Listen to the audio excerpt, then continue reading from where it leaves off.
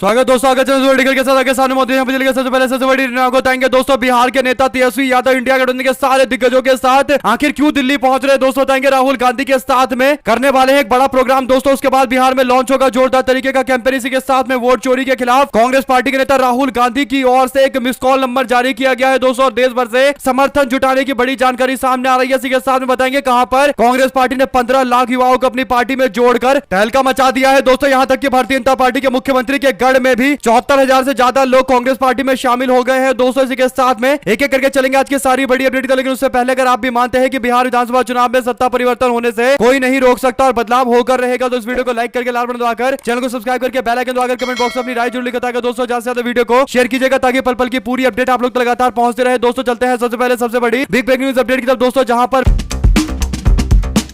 बिहार विधानसभा चुनाव दरवाजे पर पहुंच चुका है दोस्तों। ऐसे में सारी पॉलिटिकल पार्टियों की ओर से अपने अपने स्तर पर तैयारी चल रही है, लेकिन इंडिया गठबंधन की तैयारियों में एक जबरदस्त तरीके का जोश देखने को मिल रहा है दोस्तों। पहले राहुल गांधी ने कर्नाटका के बेंगलुरु में हुए वोटों के घोटाले को लेकर कई सारे गंभीर आरोप लगाए दोस्तों। उसके बाद राहुल गांधी ने कर्नाटका में दौरा किया। इसके बाद राहुल गांधी इंडिया गठबंधन के नेताओं से बैठक करने वाले हैं दोस्तों। ऐसे में अब खबर सामने आ रही है कि राहुल 17 अगस्त को बिहार के दौरे पर निकलने वाले हैं, यानी बिहार में कांग्रेस पार्टी और पूरे के पूरे इंडिया गठबंधन का कार्यक्रम होने जा रहा है दोस्तों, जिसका नाम वोटर अधिकार यात्रा रखा गया है, जिसमें राहुल गांधी के नेतृत्व में यह पूरी यात्रा होने जा रही है दोस्तों। ऐसे में खबर सामने आ रही है कि तेजस्वी यादव राहुल गांधी के साथ पूरी यात्रा में शामिल होंगे। लेकिन बड़ी अपडेट यह है दोस्तों कि राहुल गांधी को दिल्ली बुलाया गया है दोस्तों। राहुल गांधी दिल्ली में 17 अगस्त से राहुल गांधी और उनकी होने वाली अधिकार यात्रा से पहले राहुल गांधी के साथ में एक ज्वाइंट प्रेस कॉन्फ्रेंस करेंगे दोस्तों। उनके साथ में इंडिया गठबंधन के बिहार के सारे नेता मौजूद रहेंगे। राहुल गांधी तेजस्वी यादव प्रेस कॉन्फ्रेंस के माध्यम से आने वाली यात्रा के बारे में डिटेल में जानकारी देंगे दोस्तों। उसके बाद 17 तारीख से यात्रा शुरू हो जाएगी और राहुल गांधी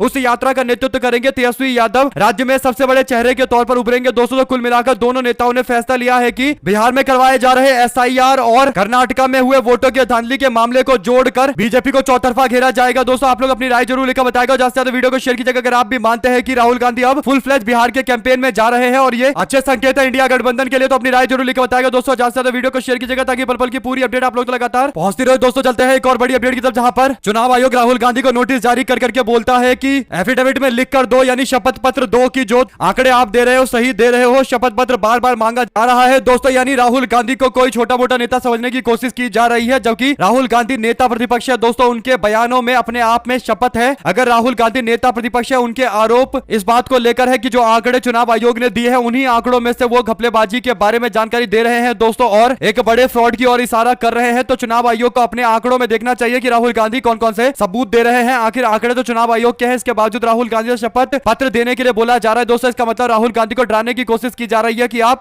शपथ पत्र दीजिए, अगर आपके द्वारा लगाए गए आरोप को हमने अपनी जांच में सही नहीं पाया तो आपके ऊपर एक्शन हो जाएगा। यानी इस तरीके की एक मानसिकता दिखाने की कोशिश की जा रही है दोस्तों, डराने का प्रयास किया जा रहा है। लेकिन राहुल गांधी कहां झुकने वाले थे, उन्होंने अब एक नंबर जारी किया है दोस्तों। राहुल गांधी ने कहा कि मैं एक वेबसाइट और एक मिस कॉल नंबर जारी कर रहा हूं। आप लोग वेबसाइट पर जाकर क्लिक करके वोट चोरी के इस अभियान के खिलाफ आवाज उठा सकते हैं। जो वेबसाइट दिखाया जा रहा है दोस्तों राहुल गांधी के द्वारा वो है वोटचोरी.in, यानी जो स्पेलिंग है दोस्तों वो है VOTECHORI.IN। अगर आप ये लिखकर सर्च मारेंगे तो आपको उस वेबसाइट पर सीधा पहुंचा दिया जाएगा, जहां पर जाकर आप लोग वोट चोरी के खिलाफ वोट डाल पाएंगे दोस्तों और इलेक्शन कमीशन ऑफ इंडिया से जांच कराने की मांग कर सकेंगे। इसके बाद राहुल गांधी ने एक और आसान तरीका लोगों के समर्थन के लिए दिया है दोस्तों। राहुल गांधी ने एक नंबर जारी किया है, वो नंबर है 9650003420, यानी हिंदी में 965 और 3 बार 0, उसके बाद 3420। यहाँ दोस्तों आप लोग एकदम सामने देख सकते हैं। चलते हैं एक और बड़ी अपडेट की तरफ, जहां पर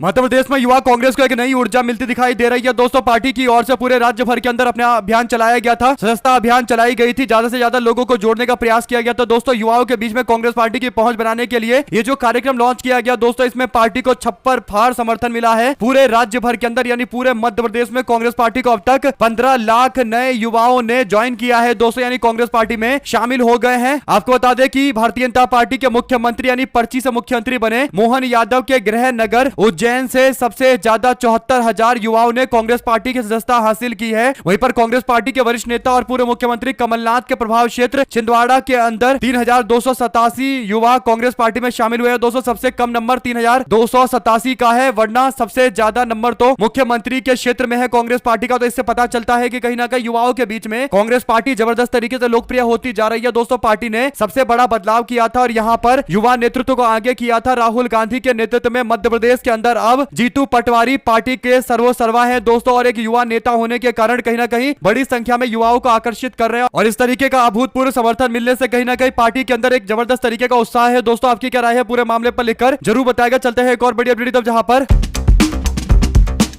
राष्ट्रीय जनता दल के नेता मनोज झा ने आरोप लगाते हुए कहा है कि इलेक्शन कमीशन ऑफ इंडिया और बीजेपी गरीबों, दलितों और अल्पसंख्यक समाज के लोगों के ज्यादातर वोट काट रही है, उनको निशाने पर ले रही है। और ये जो एसआईआर लागू की गई है इसमें सबसे ज्यादा अगर कोई प्रभावित है तो वो दलित और अल्पसंख्यक समुदाय के लोग हैं। पिछड़े वर्ग के लोगों को भी टारगेट किया गया है। इन गंभीर आरोपों पर अभी चुनाव आयोग का कोई जवाब सामने नहीं आया। दोस्तों इसी के साथ में चिराग पासवान कह रहे हैं कि अब वो एनडीए गठबंधन के साथ मिलकर ही चुनाव लड़ेंगे। दरअसल एक दिन पहले जनता दल यूनाइटेड के नेता आनंद मोहन ने कहा था कि एनडीए गठबंधन में मुकेश सहनी को जोड़ना ज्यादा जरूरी है। बनस्पत चिराग पासवान के यानी बिना चिराग पासवान के जनता दल यूनाइटेड और एनडीए गठबंधन चुनाव जीत सकता है, लेकिन मुकेश सहनी का होना बहुत जरूरी है। जैसा ही यह बयान आनंद मोहन ने दिया दोस्तों, वैसा ही अब अगले दिन चिराग पासवान को कहीं ना कहीं अपने गठबंधन से बाहर करने का डर सताने लगा है दोस्तों। यानी उन्हें लग रहा है कि 2020 में भी तो एनडीए गठबंधन बिना चिराग पासवान के जीत गए थे, तो यह बात नीतीश कुमार के मन में होगा और इसीलिए अगर चिराग पासवान नीतीश के खिलाफ कुछ उल्टा बोलेंगे तो नीतीश कुमार की पार्टी को केवल मुकेश सहनी को साथ में लाना पड़ेगा, बाकी चिराग पासवान की कोई वैल्यू नहीं रहेगी दोस्तों। अब कहीं ना कहीं चिराग पासवान को भी ये बात समझ में आने लगी है कि अगर ज्यादा और भाषण देते रहे, उल्टी सीधी बातें बोलते रहे तो नीतीश कुमार चिराग पासवान को एनडीए गठबंधन से बाहर ही करवा देंगे। दोस्तों दो शब्द जरूर बताएगा, जैसे ज्यादा वीडियो को शेयर कीजिएगा। चलते हैं एक और बड़ी अपडेट की तरफ जहां पर प्रधानमंत्री मोदी कर्नाटक के अंदर एक मेट्रो के उद्घाटन के लिए गए थे। दोस्तों प्रधानमंत्री मोदी के मेट्रो उद्घाटन के कार्यक्रम के दौरान कई सारे बच्चे स्कूल ड्रेस में दिखाई दे रहे हैं। इसके बाद अब सोशल मीडिया पर लोगों ने सवाल पूछना शुरू कर दिया कि आखिर संडे को कौन से बच्चे स्कूल आते हैं जो यूनिफॉर्म पहना के बच्चों को यहां पर लेकर आया गया है, मेट्रो में लाया गया है। क्या प्रधानमंत्री नरेंद्र मोदी के कार्यक्रम के लिए बच्चों को इतना परेशान किया गया कि उनको संडे को यूनिफॉर्म पहनाकर लेकर आया गया है ताकि नरेंद्र मोदी अपना पीआर कर सके और कैमरे पर बच्चों से बात करते हुए दिखाई दे? दो शब्द इस मामले को लेकर भी लिखकर जरूर बताएगा। दोस्तों चलते हैं एक और बड़ी अपडेट तब जहां पर चुनाव आयोग ने सुप्रीम कोर्ट में कहा कि हम बिहार में 65 लाख लोगों के नाम नहीं बताएंगे जिन्हें वोटर लिस्ट से हटा दिया गया है। यह भी कहा गया है कि ऐसा कोई नियम नहीं है जिसके तहत नाम काटने का कारण बताया जाए या ऐसी कोई जानकारी दी जाए। इसके बाद कांग्रेस पार्टी और विपक्ष ने बोला कि चुनाव आयोग पूरी तरीके से अपनी मनमर्जी कर रहा है। एसआईआर के नाम पर की गई धांधली छुपाने के लिए सारी हदें पार की जा रही है। अब दोस्तों अगर चुनाव आयोग ने 65 लाख लोगों के नाम काटे हैं तो एक लिस्ट बनाकर दे दे कि हाँ ये 65 लाख लोग थे, यानी जो एक पुरानी लिस्ट उनकी होगी और जो नई लिस्ट है दोस्तों दोनों को मिलाकर उसमें जो अब नाम नहीं है उनका नाम अलग करके बता देना चाहिए। कुछ देर में ही ये पूरा काम किया जा सकता है दोस्तों। केवल कंप्यूटर में सर्च किए जाने वाला पीडीएफ होना चाहिए जो कि इलेक्शन कमीशन ऑफ इंडिया के पास होगा दोस्तों, और उन्हें बताने में ज्यादा टाइम नहीं लगना चाहिए। अगर वो बता देंगे कि हाँ ये 65 लाख लोग वो है जिनके नाम काट दिए गए हैं तो उनके गांव जा जाकर कांग्रेस पार्टी के कार्यकर्ता और बूथ लेवल के लोग मिलान कर लेंगे कि आखिर किन किन लोगों के नाम काटे गए हैं और उसके बाद इलेक्शन कमीशन ऑफ इंडिया से शिकायत की जाएगी जहां भी गलत तरीके से लोगों का नाम काटा गया है दोस्तों। और ये मामला एकदम क्लियर कट है, लेकिन इसके बावजूद चुनाव आयोग इस बात को मानने को तैयार नहीं है। अगर आप भी मानते हैं कि सुप्रीम कोर्ट में यह बोलना कि 65 लाख लोगों के नाम अलग से बताने की कोई जरूरत नहीं है, इससे पता चलता है कि कहीं ना कहीं दाल में कुछ काला है कि चुनाव आयोग नाम बताने से डर रही है दोस्तों। चलते हैं एक और बड़ी अपडेट की तरफ जहां पर बिहार के मुख्यमंत्री नीतीश कुमार 90 की दशक की और लौट रहे हैं। क्या यह सवाल इसलिए पूछा जा रहा है दोस्तों क्योंकि बिहार की राजनीति में अब लगातार बाहुबली नीतीश कुमार के घर पर जा जाकर मुलाकात कर रहे हैं दोस्तों। आपको बता दें कि नीतीश कुमार जो अपने आप को सुशासन बाबू कहलाने में गर्व महसूस करते थे दोस्तों, अब खबर सामने आई है कि जेल से छूटने के बाद मोकामा के पूर्व विधायक अनंत सिंह पटना में मुख्यमंत्री से मुलाकात करने के लिए पहुंचे हैं। इससे पहले मोकामा विधानसभा से बाहुबली अनंत सिंह की पत्नी नीलम देवी चुनाव जीती थी दोस्तों, और उसके बाद जब शक्ति प्रदर्शन हुआ तब जाकर एनडीए गठबंधन की शरण में चली गई। यानी अनंत सिंह के अब चुनाव लड़ने की खबर सामने आ रही है दोस्तों। अनंत सिंह ने कहा है कि उनकी पत्नी ने विधायक के तौर पर अच्छा काम नहीं किया, इसीलिए अनंत सिंह खुद चुनावी मैदान में उतरेंगे। उनके इस बयान और उसके बाद आनंद मोहन के मुख्यमंत्री के आवास पर जाकर मुलाकात और उसके बाद चिराग पासवान को आनंद मोहन के द्वारा लगाई गई फटकार से एक बात सामने आ गई है दोस्तों कि नीतीश कुमार अब फिर से बाहुबली नेताओं के भरोसे चुनावी मैदान में उतरना चाहते हैं। अगर आप भी मानते हैं दोस्तों कि धीरे धीरे करके जो स्थिति बिहार में बन चुकी है उसके बाद अब नीतीश कुमार अपने आप को कितनी भी शासन बाबू कहलवाने की कोशिश करे, सबको हकीकत पता है, सबको पता है कि बिहार के अंदर जो शासन व्यवस्था है वो अपराधियों के आगे झुक चुका है दोस्तों। और इस तरीके के दो बड़े मुलाकात के बारे में आपकी क्या राय है, लिखकर जरूर बताएगा। चलते हैं एक और बड़ी अपडेट की तरफ दोस्तों, जहां पर एसआईआर के बाद बिहार के वोटर लिस्ट को लेकर भी कई सारे झोल नजर आ रहे हैं दोस्तों। ऐसा ही एक मामला सामने आया बिहार के सिवान जिले के वोटर लिस्ट से जुड़ा हुआ दोस्तों, जहां पर विधानसभा क्षेत्र दौरौंधा के अंदर मिंता देवी नाम की एक महिला 124 साल की है दोस्तों। इसी तरीके से आशा देवी नाम की एक महिला 120 साल की है। इसी तरीके से मंतुरिया देवी 119 साल की है। और इस तरीके से और भी कई आंकड़े दिए गए हैं दोस्तों। लोगों ने कहा कि बिहार में तो इतने उम्र के लोग हैं, 120, 124, 119, तो आखिर बिहार में तो ये तो रिकॉर्ड बना हुआ है, आखिर दुनिया के लोगों को इस बारे में क्यों नहीं पता? बिहार सरकार गिनीज वर्ल्ड रिकॉर्ड में इस नाम को क्यों नहीं दर्ज करवाती दोस्तों? अगर आप भी मानते हैं कि दुनिया भर के अंदर जो सबसे ज्यादा दिन जिए हुए लोगों की लिस्ट है उसमें 122 साल, 119 साल को बहुत ज्यादा माना जाता है और ये एक रिकॉर्ड है, तो बिहार के लोग आखिर इस रिकॉर्ड को अपने नाम क्यों नहीं करवाते? क्यों नहीं वो गिनीज वर्ल्ड रिकॉर्ड में बिहार के लोगों का नाम दर्ज करवाते? मुख्यमंत्री नीतीश कुमार से भी सवाल पूछा जाना चाहिए दोस्तों, अधिकारियों से भी, कि आखिर जब बिहार में इतने ज्यादा उम्र के लोग हैं तो फिर क्यों बिहार सरकार पीछे है? दो शब्द जरूर लिखकर बताएगा दोस्तों। एसआईआर की लिस्ट को लेकर इसी तरीके के कई और बड़े झोल सामने आ रहे हैं दोस्तों, जिसे लेकर कहीं ना कहीं चुनाव आयोग और विपक्ष के बीच में आर पार वाली बात हो रखी है। साथ साथ चलते हैं एक और बड़ी अपडेट की तरफ, जहां पर बीजेपी के जिस कद्दावर नेता ने प्रधानमंत्री नरेंद्र मोदी और केंद्रीय मंत्री शिवराज सिंह चौहान समेत अन्य कई नेताओं के साथ अपने सोशल मीडिया अकाउंट पर तस्वीरें शेयर की है दोस्तों, भला उसके खिलाफ एफआईआर दर्ज कराने की हिमाकत कौन करेगा? ये एक बड़ा सवाल था दोस्तों। ऐसे में 117 एकड़ जमीन के खेल में आयुक्त ने 8 बार तहसीलदार को पत्र लिखकर एफआईआर दर्ज कराने के निर्देश दिए, लेकिन उनके आदेश को तहसीलदार ने हर बार इग्नोर करने में ही भलाई समझी दोस्तों। इसके बाद 8वीं बार फिर आयुक्त ने रिमाइंडर भेजा, लेकिन 4 महीने बीत जाने के बाद भी अब तक कोई कार्रवाई नहीं की गई दोस्तों। बीजेपी के नेता आलोक दुबे, ये पूरा मामला अंबिकापुर के कद्दावर बीजेपी के नेता आलोक दुबे से जुड़ा हुआ है दोस्तों। और जैसे ही ये मामला अब हाईकोर्ट पहुंचा है दोस्तों, तो हाईकोर्ट ने इस पूरे मामले पर केस करने के निर्देश जारी कर दिए हैं। मामला हाईकोर्ट पहुंचा, वहां भी बीजेपी के नेता को राहत नहीं मिली दोस्तों, और पत्र लिखकर एफआईआर करने की बात कही गई और 8वीं बार भी एफआईआर करने के लिए बोला गया दोस्तों, लेकिन अभी तक कोई एफआईआर दर्ज नहीं की गई है। ऐसा लग रहा है कि नरेंद्र मोदी और शिवराज सिंह चौहान के साथ में इस व्यक्ति की तस्वीर है और बीजेपी के वरिष्ठ नेता, इसीलिए कोई हाथ लगाने को तैयार नहीं है दोस्तों। अगर आप भी मानते हैं कि छत्तीसगढ़ के अंदर अगर कांग्रेस की सरकार होती तो अब तक कार्रवाई कर दी गई होती, लेकिन क्योंकि वहां सरकार भी इस वक्त भारतीय जनता पार्टी की है, इसीलिए बीजेपी के नेता जमकर सत्ता के मजे ले रहे हैं। तो अपनी राय जरूर लिखकर बताएगा दोस्तों। चलते हैं एक और बड़ी अपडेट की तरफ, जहां पर चुनाव आयोग को जो राहुल गांधी ने नोटिस दिया है दोस्तों, इस पर अब कांग्रेस पार्टी के नेता केसी वेणुगोपाल ने कहा कि राहुल गांधी ने बड़ा एक्सपोज किया इलेक्शन कमीशन ऑफ इंडिया से जुड़े मामले को लेकर, और ये उन्हीं के डेटा के आधार पर किया गया, यानी जो इलेक्शन कमीशन ऑफ इंडिया आंकड़ा देता है, वोटर लिस्ट देता है, उसके आधार पर ही राहुल गांधी ने खुलासा किया। और इलेक्शन कमीशन ऑफ इंडिया को अगर कुछ गलत लगता है तो वो अपने लिस्ट में, वोटर लिस्ट में खुद से देख सकते हैं, जांच पड़ताल कर सकते हैं। सीसीटीवी का फुटेज भी उन लोगों ने राहुल गांधी को उपलब्ध नहीं करवाया। इसके बावजूद राहुल गांधी ने अपने पार्टी के कार्यकर्ताओं को लगाकर यह बड़ा एक्सपोज किया है। इसके बाद राहुल गांधी के 5 सवाल केसी वेणुगोपाल ने भी दोहरा दिया दोस्तों। उन्होंने कहा कि हमारे विपक्ष के लोगों को आखिर मशीन से पढ़े जाने वाला, यानी कंप्यूटर के अंदर डाले जाने वाला पीडीएफ क्यों नहीं दिया जा रहा, जिसमें आसानी से सर्च किया जा सकता है और सारी अनियमितताओं को सामने रखा जा सकता है। 2 मिनट के अंदर सारी बातें एकदम सर्च हो सकती है, पता चल सकता है कि किन किन के नाम रिपीट है, कहां कहां पर वोटर क्या एड्रेस गलत है, और इस तरीके की सारी बातें सामने आ सकती है। दूसरा ये कि सीसीटीवी फुटेज क्यों नहीं दिया जा रहा, क्योंकि राहुल गांधी और कांग्रेस पार्टी के लोगों ने जब डिटेल में जानकारी निकाली तो पता लगा कि एक व्यक्ति ने 2-2 बूथों पर वोट डाला हुआ है, टिक लगा हुआ है दोस्तों। तो सीसीटीवी कैमरे से ये एकदम वेरीफाई हो जाता, लेकिन इलेक्शन कमीशन ऑफ इंडिया अब ये कैमरा देने को भी तैयार नहीं है। एक सवाल पूछा गया है कि क्या भारतीय जनता पार्टी के एजेंट के तौर पर चुनाव आयोग अब काम करने लगा है? इन सारे सवालों का जवाब इलेक्शन कमीशन ऑफ इंडिया को देना है दोस्तों। आपकी क्या राय है, लिखकर जरूर बताएगा। अगर आप भी मानते हैं कि राहुल गांधी जितना कर सकते थे उन्होंने किया, अब इलेक्शन कमीशन ऑफ इंडिया को वेरीफाई करना पड़ेगा और उसके बाद राहुल गांधी के चैलेंज को या तो स्वीकार करे और जांच पड़ताल सही से करवाए, या फिर राहुल गांधी की बात का खंडन करे और उसके बाद राहुल गांधी फिर दूसरे आंकड़े के साथ आएंगे। जो भी जानकारी इससे जुड़ी आती रहेगी आप लगातार पहुंचाएंगे दोस्तों। चलते हैं एक और बड़ी खबर की तरफ, जहां पर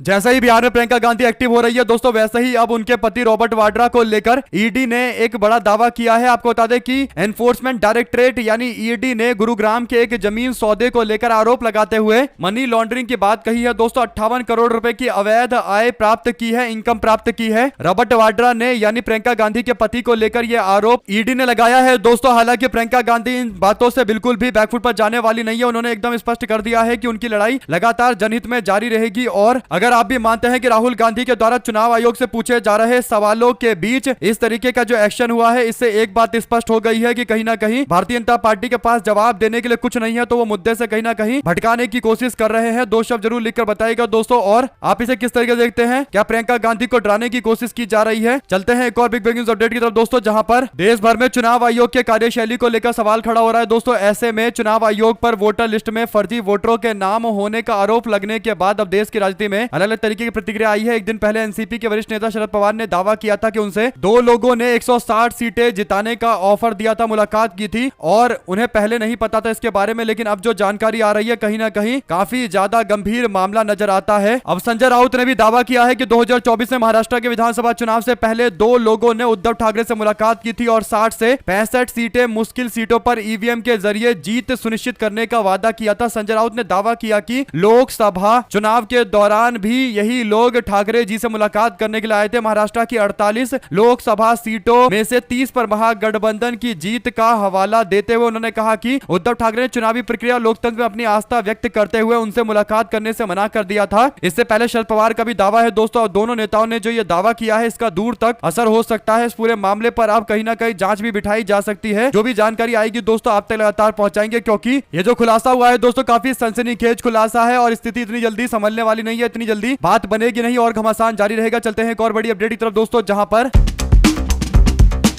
जम्मू और कश्मीर को राज्य का दर्जा दिलवाने की मांग को लेकर, राज्य का पुराना दर्जा बहाल करने की मांग को लेकर कांग्रेस पार्टी ने जम्मू कश्मीर की इकाई को एक्टिव कर दिया दोस्तों। कांग्रेस पार्टी की जम्मू कश्मीर की इकाई ने रविवार को केंद्र शासित प्रदेश को राज्य का दर्जा बहाल करने की मांग को लेकर हमारी रियासत हमारा हक अभियान का कार्यक्रम लॉन्च किया दोस्तों। इस कार्यक्रम में भूख हड़ताल पर बैठे कांग्रेस के कई सारे नेता, प्रदेश कमेटी के अध्यक्ष तारिक हमीद कर्रा के नेतृत्व में कई पूर्व मंत्रियों और विधायकों सहित दर्जनों भर नेताओं और कार्यकर्ताओं भूख हड़ताल पर बैठकर अपना विरोध जताते रहे दोस्तों। उन्होंने साफ शब्दों में बोल दिया कि यह विरोध तब तक जारी रहेगा जब तक राज्य का दर्जा नहीं प्राप्त हो जाता। दरअसल दोस्तों जम्मू कश्मीर केवल एकमात्र ऐसा राज्य भारत के इतिहास में है जिसके दर्जे को कम किया गया दोस्तों, यानी एक राज्य को यूनियन टेरिटरी यानी केंद्र शासित प्रदेश में कन्वर्ट कर दिया गया दोस्तों। और उससे बड़ी बात यह है कि उस राज्य को तोड़कर दो अलग अलग हिस्सों में बांट दिया गया दोस्तों। और लगातार इंसाफ की मांग की जा रही है, वापस से राज्य को राज्य का दर्जा देने की मांग की जा रही है, लेकिन भारतीय जनता पार्टी की सरकार मानने को तैयार नहीं है दोस्तों। और ये प्रोटेस्ट लगातार आगे भी चलता रहेगा, यह बात एकदम स्पष्ट कर दी गई है। अगर आप भी मानते हैं कि इसी संसद के सत्र के दौरान बीजेपी को राज्य का दर्जा वापस लौटवाना पड़ेगा तो लिखकर जरूर बताएगा। चलते हैं एक और बड़ी अपडेट की तरफ दोस्तों, जहां पर आरजेडी के नेता तेजस्वी यादव ने पटना में प्रेस कॉन्फ्रेंस करके बिहार के उप मुख्यमंत्री विजय कुमार सिन्हा पर आरोप लगाया कि उनके पास दो अलग अलग तरीके के विधानसभा क्षेत्रों के अंदर लखीसराय और बांकीपुर पटना में वोटर आईडी कार्ड है और ईपीआईसी नंबर भी जारी किया गया है, जिसमें एक में 57 साल उनकी उम्र है दोस्तों, दूसरे में 50 साल या 60 साल की उम्र बताई जा रही है और दोनों सूचीबद्ध है, यानी वोटर आईडी लिस्ट में उनका नाम साफ तौर पर देखा जा सकता है। और अब इन्हीं सवालों को लेकर तेजस्वी यादव ने प्रेस कॉन्फ्रेंस किया है दोस्तों। उन्होंने कहा कि अब सवाल यह है कि यह धोखाधड़ी किसकी है, या एसआईआर की पूरी प्रक्रिया ही फर्जी है, या उप मुख्यमंत्री खुद धोखेबाज है। नया वोटर लिस्ट हर पार्टी के जिला अध्यक्ष को मिला है, कहां गलती हो रही है जनता को जानना चाहिए। और उन्होंने जोर देते हुए कहा कि चुनाव आयोग या पटना या लखीसराय प्रशासन विजय सिन्हा को नोटिस भेजेगा क्या, उनसे कोई जवाब मांगेगा। तेजस्वी यादव ने आगे कहा कि बीजेपी लोकतंत्र और संविधान की धज्जियां उड़ा रही है, एसआईआर बड़ा फ्रॉड है, मामला कोर्ट में हम साबित करेंगे, सबूत के साथ देंगे। कुल मिलाकर दोस्तों तेजस्वी यादव को तो तुरंत नोटिस दे दिया गया था, जबकि तेजस्वी यादव का एक वोटर आईडी जो उनके पास है वो लिस्ट में नहीं है बल्कि दूसरा आईडी है। तो ऐसे में अब केवल एक ही आईडी है जो तेजस्वी यादव की चल रही है, लेकिन विजय सिन्हा का तो एसआईआर के बाद 2 आईडी है। तो कहीं ना कहीं एक बड़े घपलेबाजी की और संकेत मिल रहा है दोस्तों, और इसी को लेकर कहीं ना कहीं बड़ी नाराजगी है। आप लोग जो भी अपनी राय देना चाहते हैं लिखकर जरूर बताएगा और ज्यादा से ज्यादा वीडियो को शेयर कीजिएगा दोस्तों। अगर आप भी इस पर कुछ कहना चाहते हैं दोस्तों तो चलते हैं एक और बड़ी अपडेट की तरफ, जहां पर भारतीय जनता पार्टी के नेता और कर्नाटका के जो लीडर ऑफ ओपोजिशन है दोस्तों, यानी भारतीय जनता पार्टी के नेता प्रतिपक्ष हैं आर अशोक, उन्होंने कांग्रेस पार्टी के नेताओं और जो उनके मिनिस्टर है कांग्रेस पार्टी के मिनिस्टर और मल्लिकार्जुन खड़गे के बेटे प्रियांक खड़गे, उनकी तारीफ करते हुए कहा कि मैं उनको थैंक करना चाहता हूं, धन्यवाद करना चाहता हूं कि नरेंद्र मोदी के कार्यक्रम में मुझे भी आने की इजाजत दी गई, यानी लीडर ऑफ ओपोजिशन को भी आने की इजाजत दी गई, उनको भी सम्मान किया गया। बेशक वो भारतीय जनता पार्टी से है दोस्तों, इसके बावजूद उनको सम्मानित करते हुए साथ में बुलाया गया और यही कांग्रेस पार्टी और बीजेपी बीजेपी के कल्चर के बीच का अंतर है दोस्तों। भारतीय जनता पार्टी विपक्ष के लोगों को भी बुलाती है, बीजेपी के लोग जो नेता प्रतिपक्ष है दोस्तों उसका भी सम्मान किया गया, लेकिन दूसरी और कहीं ना कहीं अगर मामला कांग्रेस पार्टी के नेता प्रतिपक्ष से जुड़ा होता तो भाजपा कभी नहीं बुलाते। दो शब्द इनके बारे में भी लिखकर जरूर बताएगा दोस्तों। ज्यादा से ज्यादा वीडियो को शेयर कीजिएगा ताकि पूरी अपडेट आगे भी आप लोग तो लगातार पहुंचती रहे। हमारे साथ लगातार जुड़े रहने के लिए सभी दोस्तों, भाइयों, बहनों, मित्रों का बहुत बहुत धन्यवाद। आप लोग देख रहे थे आपका अपना चैनल जय हिंद जय भारत। ज्यादा से ज्यादा वीडियो को शेयर कीजिएगा।